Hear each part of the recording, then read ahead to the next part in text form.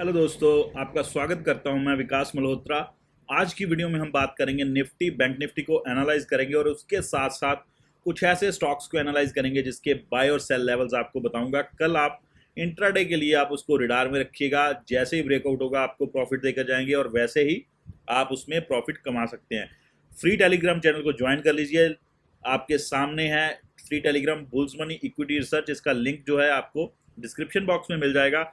Channel को subscribe कर लीजिए, यहाँ पे आपको रोज लेवल्स मिलेंगे निफ्टी बैंक निफ्टी के और स्टॉक्स के, सो डैट आप कल को यानी कि अगले दिन सुबह अच्छे से कमा सके लेवल्स के साथ। और लेवल्स को कॉपी पे नोट कर लीजिए सो डैट आप कोई गलती ना कर सकें। और बेल के बटन को जरूर दबा दीजिए जिससे आपको हर वीडियो सबसे पहले मिल जाए। चलिए स्टार्ट करते हैं। सबसे पहले देखिए, आपने जो हमने फ्री कॉल्स दी अपने चैनल के ऊपर, तो आप भी ऐसी फ्री कॉल्स ले सकते हैं हमारे चैनल को ज्वाइन करके और इन्जॉय कर सकते हैं प्रॉफिट। अगर आप लॉस में हैं तो उस लॉस को कवर अप कर सकते हैं। तो चलिए अब स्टार्ट करते हैं इस वीडियो।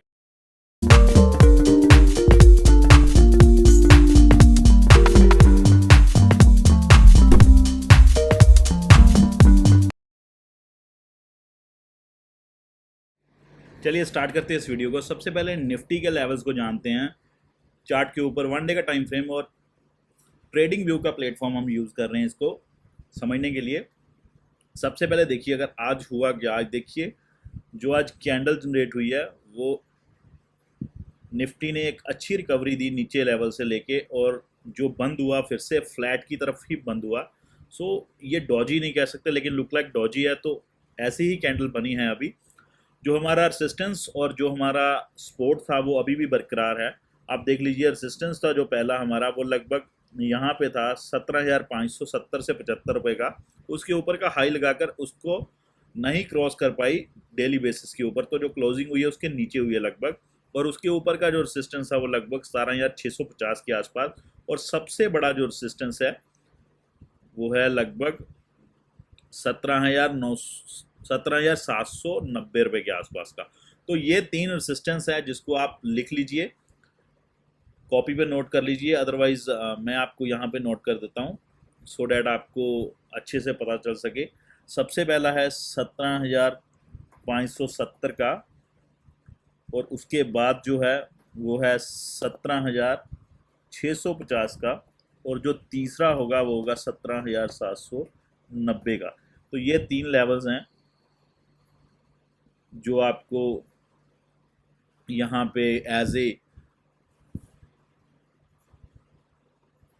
रेसिस्टेंस के रूप में दिखेंगे। तो ये तीन लेवल्स को आप देख लीजिए, रेसिस्टेंस के रूप में ये तीन लेवल्स हैं। और ये तीनों लेवल्स जो हैं वो अगर टूटते हैं वारी वारी तो आप ट्रेड कर सकते हैं। अगर पहला टूटेगा तो दूसरे तक आप वेट कर सकते हैं टारगेट के लिए। वैसे ही अगर दूसरा टूटेगा तो आप तीसरे के लिए वेट कर सकते हैं। तो इस तरह आप इसमें काम कर सकते हैं। तो मैं सेंटर में कर देता हूँ लेवल सो डैट आपको अच्छे से दिख सकें। तो ये तीन लेवल्स हैं। और सपोर्ट की बात करें तो सबसे पहले अगर सपोर्ट की बात करूँ मैं आपके सामने, तो जो सपोर्ट बन रही है वो है लगभग यहाँ पर। जो ये सपोर्ट है, अगर ये टूटती है डेली बेसिस के ऊपर, यानी कि 17,407, ये 407 वाली जो है सपोर्ट इतनी ज़्यादा स्ट्रॉन्ग सपोर्ट नहीं मान सकते हम इसको, लेकिन ये भी टूटनी इतनी आसान नहीं होगी डेली बेसिस पे। अगर ये क्लोजिंग हमारी 500 के ऊपर आती है, वीकली जो एक्सपायरी है कल, अगर 500 के ऊपर आती है 17,500 के ऊपर, तो एक अच्छी हम क्लोजिंग मान सकते हैं वीकली एक्सपायरी में। अगर इसके नीचे होती है और 407 के नीचे जाती है तो इमीडिएटली जो टारगेट होगा 17,300 के आसपास का, और उसके बाद 17,190 के आसपास का। तो ये लेवल्स आप लिख लीजिए, ये भी लेवल्स आपके लिए बहुत इंपॉर्टेंट रहेंगे। ये लेवल्स जो हैं वो हैं 17,400, मैं राउंड फिगर में लिख रहा हूँ सो डैट आपको सही से उसके लेवल्स पहचान सको आप।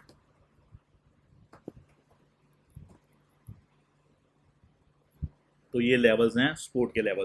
तो ये हैं निफ्टी के सपोर्ट और रेसिस्टेंस। जिस तरफ ही निफ्टी निकलेगा उस तरफ इसमें बड़ी तेजी आपको आती हुई दिखेगी। अब देखते हैं बैंक निफ्टी के बारे में।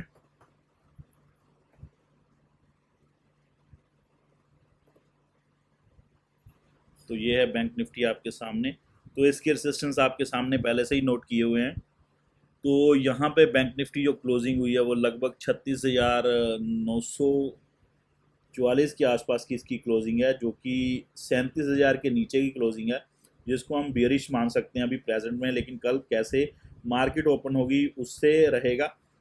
लेकिन जो इमीडिएटली सपोर्ट हम निकल के आ रही है वो है 36,588 की, जिसको आज देखिए इसने टच करके, उसके बाद देखिए जो कैंडल जनरेट हुई थी कल, तो इसने टच करके वहाँ से रिकवरी ली थी। आज भी देखिए इसने जो हमारा सपोर्ट जोन है 36,900 का, उसके ऊपर ही क्लोजिंग दी है, तो एक अच्छी खासी क्लोजिंग मान सकते हैं। लेकिन 37,000 जो एक साइकोलॉजिकल लेवल्स है उसके नीचे की क्लोजिंग है, तो इसको हम कल के ऊपर छोड़ते हैं। कल मार्केट कैसे ओपन होती है, कल आज रात को इवेंट्स भी हैं फेड के, और सो उसके ऊपर बहुत डिपेंड रहेगा, और कल वॉलेटिलिटी भी हाई रहेगी। सो ट्रेड जो करना वो लेवल्स के साथ करिए। जो ये लेवल टूटता है 36,570 के आसपास का लेवल, सो इमीडिएटली जो सपोर्ट निकल के आती है वो लगभग यहाँ पे आती है 36,217 की। तो ये लेवल्स हैं ऊपर और नीचे की साइड, लेवल्स को नोट कर लीजिए। इसी लेवल्स के हिसाब से काम करोगे तो आपको निफ्टी और बैंक निफ्टी में अच्छे रिटर्न्स निकल के आएंगे, अच्छा प्रॉफिट आप जनरेट कर पाओगे। अब हम चलते हैं स्टॉक्स की तरफ, जो कल के लिए हम स्टॉक्स ढूंढ रहे हैं। सबसे पहले हम आईटी स्टॉक्स की तरफ जाते हैं। एम्फेसिस की बारी देखिए, आज हमने इसमें अच्छा इंट्राडे में प्रॉफिट भी कमाया है 8,000 के करीब का। तो इसमें क्या है नई चीज़, तो उसमें देखते हैं। सबसे पहले तो जो अब इसका रेजिस्टेंस लेवल है वो थोड़ा सा चेंज कर दें। जो 3300 के ऊपर निकलता है तो आप इमीडिएटली इसको बाय कर सकते हो। तो पहला टारगेट इसका लगभग 3320 से लेकर 3350 का होगा। तो ये टारगेट्स होंगे इसके ऊपर की तरफ के। अगर ये नीचे की तरफ निकलता है तो पहले सबसे छोटा जो सपोर्ट होगी वो लगभग यहाँ पे आपको निकल के आएगी, वो होगी 3170 के आसपास की सपोर्ट जो बन रही है। और नीचे की तरफ अगर उसके नीचे जाता है तो 3050 के आसपास, और सबसे नीचे 2900 जो अभी आने वाला नहीं है। सो आईटी में अभी वैसे भी तेज़ी चल रही है। अगर कल को कहीं मार्केट गिरता है तो अगर आपको इसको शॉर्ट करना पड़े तो इस लेवल्स के साथ आप शॉर्ट कर सकते हो, इसमें आपको अच्छा मुनाफा बनता हुआ दिखेगा। तो एम्फेसिस के लेवल्स आपको मालूम पड़ गए हैं, नोट कर लीजिए। अब हम चलते हैं कोटक बैंक की तरफ। तो बैंकिंग सेक्टर सबको मालूम है कि बैंकिंग सेक्टर में एक अच्छा खासा जो प्रॉफिट बुकिंग है वो आई, और कोटक ने एक अच्छी यहाँ से रिकवरी दी है, हम देख सकते हैं। आप देख लो, काफ़ी अच्छा रिटर्न्स दिया है जब इसने ये ब्रेकआउट किया था उसके बाद। अब जो नया इसमें अगर नई बाइंग करनी है तो इसको 2060 के ऊपर अगर निकलता है कोटक तो आप बाय करके चल सकते हो। तब तक के लिए अगर नहीं निकलता है ऊपर, तब तक के लिए इसके बीच में कोई भी ट्रेडिंग जोन नहीं है। यहाँ पे ये ट्रेडिंग जोन नहीं है, मैं बता दूं। अगर यहाँ से नीचे निकलता है 1970 के नीचे, तो यहाँ पे आप शॉर्ट कर सकते हो, एक छोटा टारगेट लेके शॉर्ट कर सकते हो। तो वो टारगेट होगा सबसे पहले 1900 के आसपास का। तो 1900 के आसपास के लिए आप इसको शॉर्ट कर सकते हो, लेकिन जो स्टॉप लॉस है वो आपको स्ट्रिक्ट रखना पड़ेगा, लगभग 1990 के आसपास का। तो ये आप लेवल्स के साथ कोटक में काम कर सकते हो। अगर ये 2055 के ऊपर निकलता है, आप 60 ले लीजिए, 2060 के ऊपर निकलता है तो आप इसमें बाय करके चल सकते हो। अदरवाइज इसमें इग्नोर कीजिए ट्रेडिंग करना। अब बात करते हैं हम रिलायंस की। ये रिलायंस है आपके सामने। तो रिलायंस में देखिए अभी जो है वो एक कंसोलिडेशन चल रही है वहीं लेवल्स के साथ। तो लेवल्स अगर यहाँ पे सबसे पहला लेवल जो बन रहा है वो है लगभग 2451 का। अगर 2451 के ऊपर क्लोजिंग देता है अगर डेली बेसिस पे, तो आप इसको बाय कर सकते हो। सबसे पहला टारगेट होगा 2490 और 2500 का। और जो अगर शॉर्ट करना हो तो आपको शॉर्ट करने के लिए यहाँ पे 2360 के नीचे अगर क्लोजिंग देता है डेली बेसिस पे, आप इसको शॉर्ट कर सकते हैं। तो आपका पहला टारगेट होगा लगभग 2260 रुपये। तो ये लेवल्स हैं रिलायंस के, अगर आप इसको बाय और सेल दोनों की तरफ खेलना चाहते हो। ये मार्केट के ट्रेंड को देखकर ही इसमें आप एंटर कीजिएगा इंट्राडे में। निफ्टी को देखकर अगर निफ्टी ट्रेंड नेगेटिव रहा, यूएस ट्रेंड नेगेटिव रहा, और साथ में रिलायंस भी अगर आपको ब्रेकडाउन देता है तो आप इसमें ट्रेड कर सकते हैं। तो रिलायंस के बाद अब हम चलते हैं गोदरेज प्रॉपर्टीज़ की तरफ।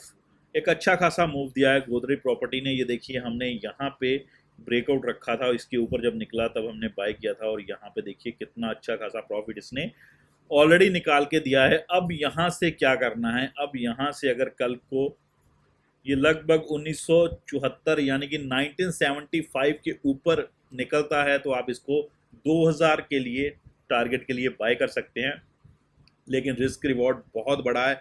आपका जो स्टॉप लॉस होगा वो बहुत बड़ा निकल के आ रहा है, वो स्टॉप लॉस है लगभग 1656 के आसपास। तो मेरे हिसाब से इसमें ट्रेड अभी नहीं बन रहा है, बहुत ऊपर के लेवल्स हैं, इसमें इग्नोर कीजिएगा। लेकिन आपको बताना जरूरी था इसके बारे में, सो डैट आप इसमें ध्यान रखें। तो टाटा मोटर्स की बात करें, देखिए बहुत अच्छा इसमें ट्रेंड पकड़ा है, फिर से इसने 270 290 से लेके ऊपर गया, फिर देखिए 290 से फिर से इसने अच्छा ट्रेंड पकड़ा है। और अब यहाँ से अगर इसने ऊपर को निकलना है तो इसको लगभग 315 रुपए के ऊपर निकलना पड़ेगा सबसे पहले, और उसके बाद 330 का और 340 का टारगेट आप इसमें देख सकते हैं शॉर्ट टर्म में। तो ध्यान रखिएगा 315 के ऊपर क्लोजिंग होती है तब इसमें एंटर करना, और 315 के नीचे का स्टॉप लॉस रखकर आप इसको बाय कर सकते हैं। और ट्रेंड लाइन को फॉलो जरूर करना, ट्रेंड लाइन के नीचे निकलेगा तो आप इसको स्टॉप लॉस रख के इसमें से निकल सकते हैं। ये टाटा मोटर है। मार्केट आगे कैसे रहने वाली है ये अभी किसी को नहीं मालूम, तो मार्केट के हिसाब से अगर टाटा मोटर को आप रखोगे साथ में तो ट्रेंड लाइन को जरूर फॉलो करते रहना। अब बात करते हैं हम जील की। जील में काफ़ी अच्छे पैसे आज बने हैं, हमने हमारे क्लाइंट ने भी एक 65,000 आज एक कॉल में कमाया है। लगभग एक लॉट के साथ 65,000 10,000 की इन्वेस्टमेंट के साथ बहुत बड़ी अमाउंट होती है, तो एक अच्छा खासा उन्होंने पैसा कमाया। आप देख सकते हैं जील का हमने ये स्पॉट थी, और यहाँ पे जब न्यूज़ आई देखिए कैसे उसने एक अच्छी खासी छलांग लगाई है। फिर से हमने री एंटर किया था इस लेवल्स पे 323 के आसपास, और वहाँ से फिर से इसने एक अच्छा मूव दिया। अब इसकी जो हमने परसिस्टेंस जोन है उसको शिफ्ट कर दिया है 356 के ऊपर, यानी कि 356 के ऊपर अगर निकलता है जील तो आप इसमें एंटर कर सकते हैं। तो इसका स्टॉप लॉस आप छोटा स्टॉप लॉस लेके चल सकते हैं लगभग 336 के आसपास का। वैसे तो स्टॉप लॉस जिसका बनेगा वो यहाँ पे बनेगा या यहाँ पे बनेगा, लेकिन इतना लंबा स्टॉप लॉस के साथ आप नहीं रुक सकते। सो आपको स्टॉप लॉस जो है वो छोटा रखना पड़ेगा। आप अगर छोटा रिस्क लेना चाहते हो तो इसमें एंटर कर सकते हो, अदरवाइज मेरे हिसाब से बहुत बढ़ चुका है, न्यूज़ बेस है, आगे बढ़ भी सकता है और गिर भी सकता है, क्योंकि प्रॉफिट बुकिंग आती है तो गिरना भी लाजमी है। तो इसमें थोड़ा इग्नोर ही करके चलें तो आपको अच्छा रहेगा। अब बात करते हैं होटल सेक्टर्स और एस्कॉर्ट की। सबसे पहले देखिए एस्कॉर्ट की बात करते हैं। तो एस्कॉर्ट में आज हमने ट्रेड किया, यहाँ लेवल्स थे हमारे 1475 के आसपास, वहाँ के ऊपर इसने जब क्लोजिंग दी तो हमने इसमें बाय की। अब इसमें जो नया जोन बन रहा है वो लगभग 1540 के ऊपर अगर निकलता है ये तो इसमें हम बाय करके चलेंगे, और यहाँ पे हम एंट्री करेंगे इसमें ब्रेकआउट के साथ। तो ध्यान रखिएगा 1540 है इसका लेवल, अगर इसके ऊपर निकलता है तो आप इसमें बाय करके चल सकते हैं।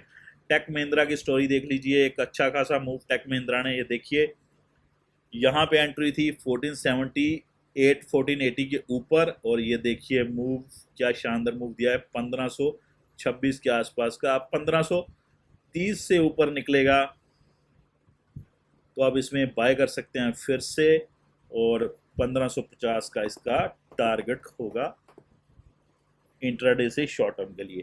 तो ये है लेवल्स, और जो स्पोर्ट जोन है वो 1412 के आसपास है, और अब जो नेक्स्ट जो नया स्पोर्ट जोन बना है वो लगभग 1470 के आसपास है। अब देखते हैं इंडिया होटल जो सेक्टर है उसमें देखिए तेज़ी काफ़ी बन गई है। 173 के ऊपर निकला था, आज लगभग 177 का हाई लगाया है, तो एक अच्छा खासा हाई लगा लिया है इसने। लेकिन हम इसके हाई को शिफ्ट कर रहे हैं फिर से, अभी भी होटल इंडस्ट्री में थोड़ी जो आने वाले टाइम में और यहाँ से भाग सकती है। तो 178 के ऊपर अगर निकलता है इंडियन होटल आप बाय कर सकते हैं 182 185 के टारगेट्स के लिए।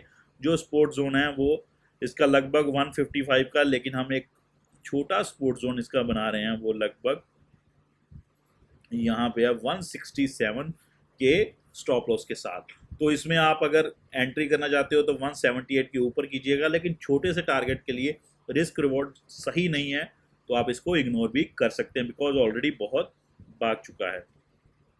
यहाँ पे ये हैं लेवल्स और ये हैं जो हमने टोटल इसमें बात की है सभी स्टॉक्स के बारे में। तो इन स्टॉक्स को आप कल सुबह रिडार पे रख सकते हो, और इन स्टॉक्स में अगर जैसे ही तेज़ी बनती है, निकलते हैं यहाँ से जो लेवल्स दिए हैं आपको, तो आप इससे बाय और सेल कर सकते हैं।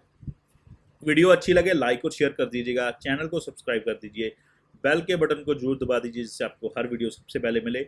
और कमेंट बॉक्स में कमेंट करके जरूर बताना अगर आपने प्रॉफिट कमाया इस लेवल से, सो डैट हमारा कॉन्फिडेंस भी रेज हो और हमें भी फीडबैक मिले तो अच्छा लगता है, और अच्छी वीडियोस हम लेके आएंगे आपके साथ। Thank you very